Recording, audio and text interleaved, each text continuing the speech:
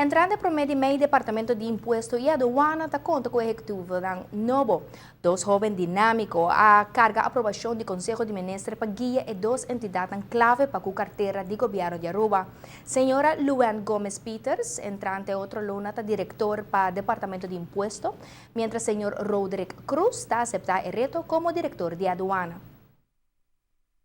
Sumamente significante para mi ministério, tá, e dois departamentos que tá generar entrada para o governo, tá, e dois departamentos que tá trazer fundo para nosso presupuesto e em quadro e naturalmente tá dois departamentos que necessitam funcionar devidamente e de forma optimal para assim executando a lei que nós estamos exercer. Os dois departamentos têm mira uma reorganização drástica, em qual hasta aduana vai mudar temporalmente pronto para outro edifício, já que o edifício grande basicamente não está funcionando, mas para não por operar fora e para depois não estabelecimento definitivo formal na área de WAF de Barcadeira Novo. Pero bana dia sei também não vai processar uma reorganização de organização, mas ele está uma estrutura antiquada não tem.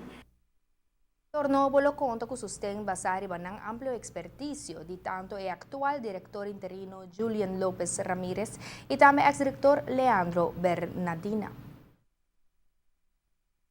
E outro banda para lograr o departamento de imposto, está sendo como logra de convencer o ex-diretor do departamento de imposto Jane Jansen